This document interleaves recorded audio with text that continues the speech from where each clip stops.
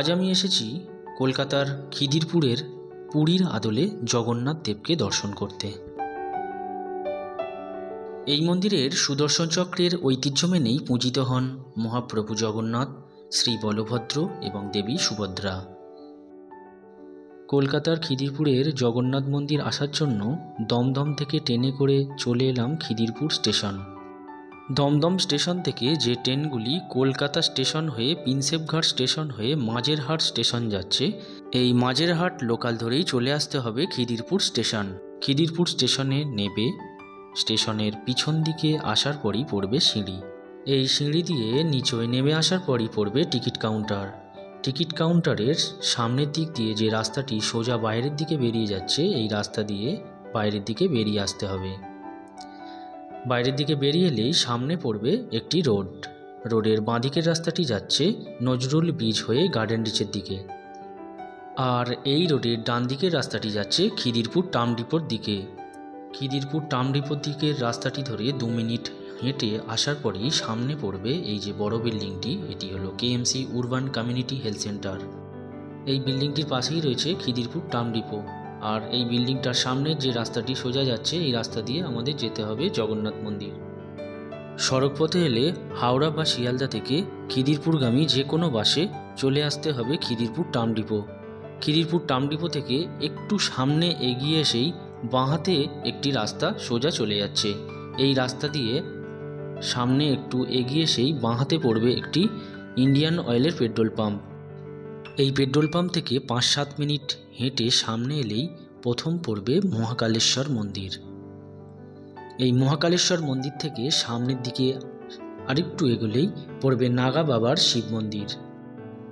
নাগা বাবা শিব মন্দিরের পরেই রয়েছে খিদিরপুর জগন্নাথ মন্দির। আমি এখন খিদিরপুর জগন্নাথ মন্দিরের সামনে দাঁড়িয়ে আছি। রাস্তাটি পার হয়ে সামনে এগোতেই রয়েছে মেন প্রবেশদ্বার। মেন প্রবেশদ্বারের প্রবেশ করার আগেই বাঁহাতে রয়েছে জুতো রাখার স্ট্যান্ড।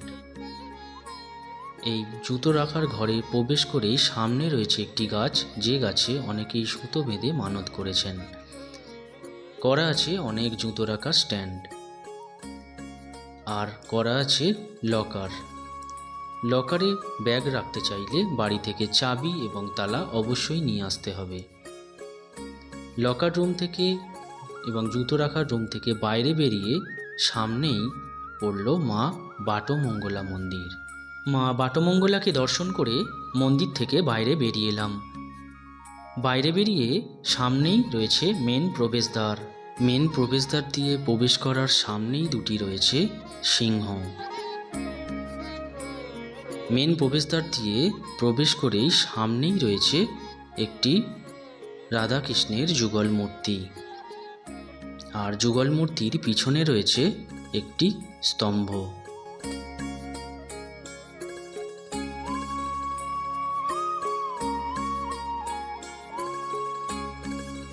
এই স্তম্ভের বাঁদিক দিয়ে সামনের দিকে কিছুটা এগিয়ে গেলেই রয়েছে একটি ফুলের দোকান,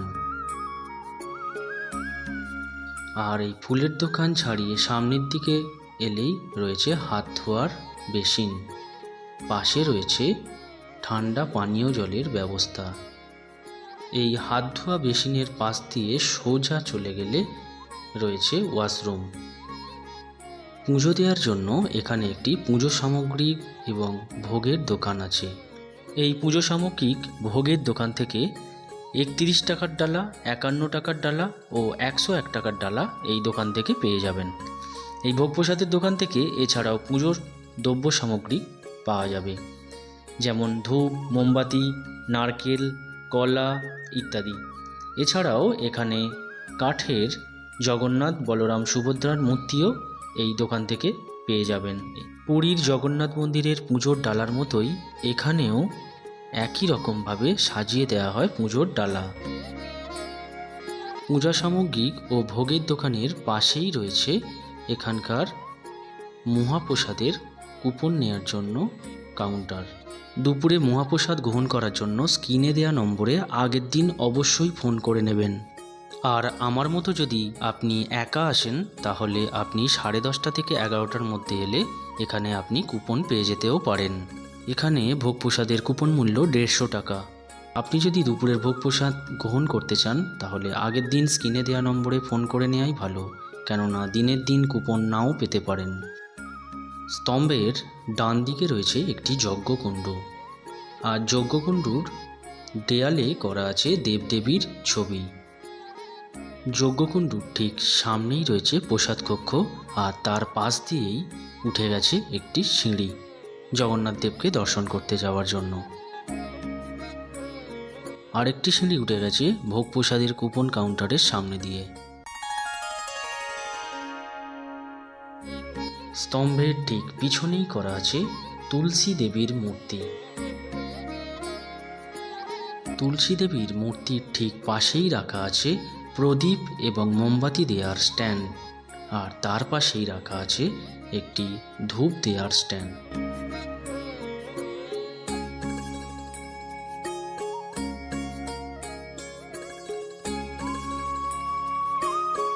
মেন মন্দিরে ওঠার জন্য বাঁ দিক এবং ডান দিক দিয়েই করা আছে সিঁড়ি।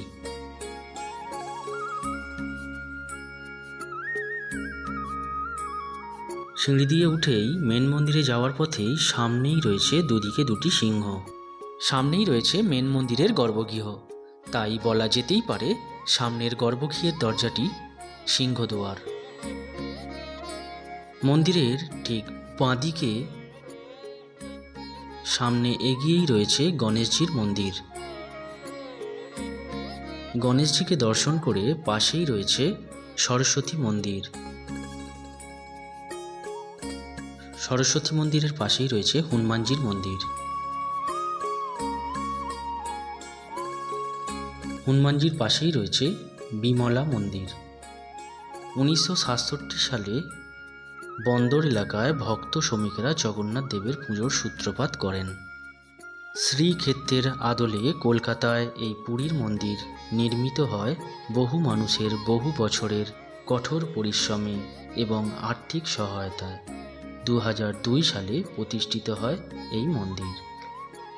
মহাপ্রভু জগন্নাথ, শ্রী বলভদ্র এবং দেবী সুভদ্রা এবং সুদর্শন চক্র এই মন্দিরের ঐতিহ্য মেনেই পূজিত হন। আর মন্দিরের পাশেই রয়েছে একটি শ্রীফলের গাছ। এই শ্রীফলের গাছেও অনেকে সুতো বেঁধে মানত করে গেছেন।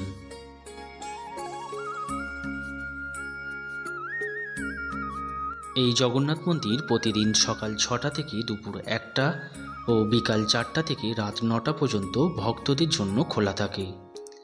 প্রতিদিন সূর্যাস্তের ঠিক পরেই শুরু হয়ে যায় সন্ধ্যা আরতি, আর ভোগ নিবেদন করা হয় দুপুর 12:30 আর রাত্রির 8:30। শ্রীফলের গাছের সামনেই রয়েছে লক্ষ্মী মাতার মন্দির। লক্ষ্মী মাতার মন্দিরের ঠিক ডান দিকেই রয়েছে ভাগবত মন্দির। ভাগবত মন্দিরের দরজার মাথায় করা আছে একটি কৃষ্ণের মূর্তি।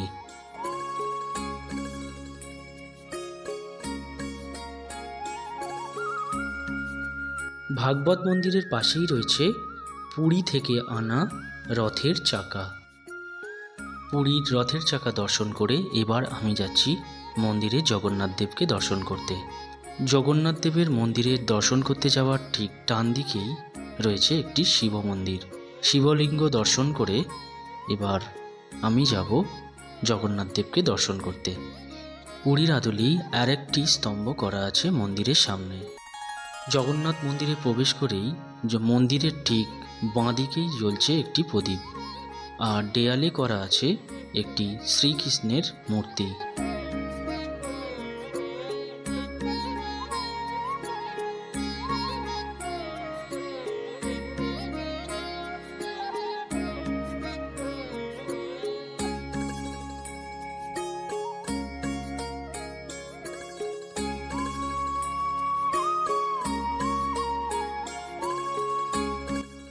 পুরীর মন্দিরের আদলেই এখানকার মন্দিরেরও দেয়ালে বিভিন্ন কারুকার্য করা আছে।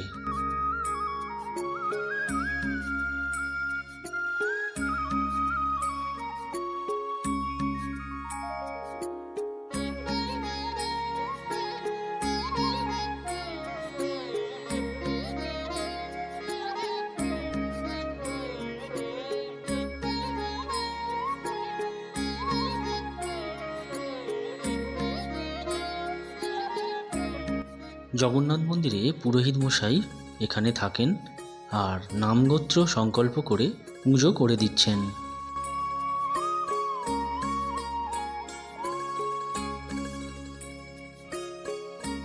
মহাপ্রভু জগন্নাথ, শ্রী বলভদ্র এবং দেবী সুভদ্রাকে দর্শন করে নিলাম। খুব সুন্দর লাগছে এই জগন্নাথ মন্দির।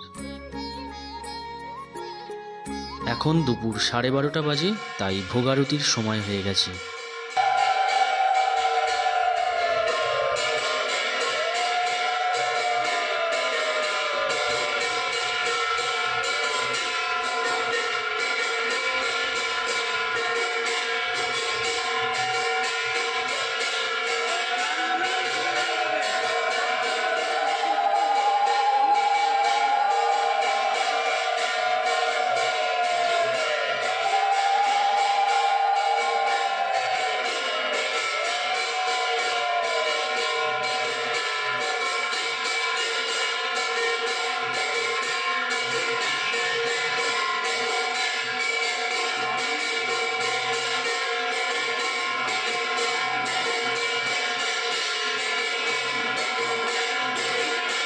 দুপুরে পুজো শেষ হয়ে যাওয়ার পর সবাইকে শান্তি জল দেয়া হচ্ছে। পুরোহিত মশাই ভগবানকে এখন ভোগ নিবেদন করছেন।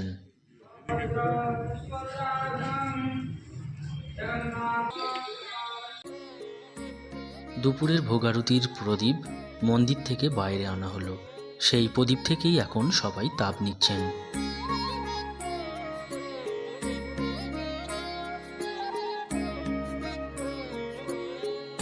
দুপুরে ভোগ আরতি হয়ে যাওয়ার পর ভগবানকে যে ভোগ নিবেদন করা হয়েছিল সেই নিবেদন করা ভোগ এখন সবাইকে দেয়া হচ্ছে।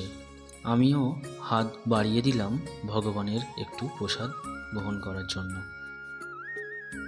দুপুরে ভোগ প্রসাদ গ্রহণ করার জন্য যে কুপন কাটা হয়েছিল সেই কুপন সামনের দাদাকে দিয়ে আমরা প্রসাদ কক্ষে প্রবেশ করে গেলাম।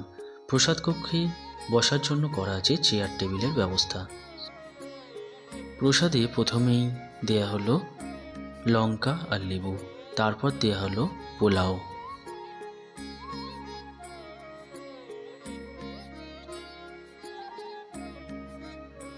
পোলাওর পর দেয়া হলো অন্ন, এরপর দেয়া হলো ডাল, তারপর 5 মিশালি একটি তরকারি, এরপর আরেকটি সবজি দেয়া হলো পটল পোস্ত।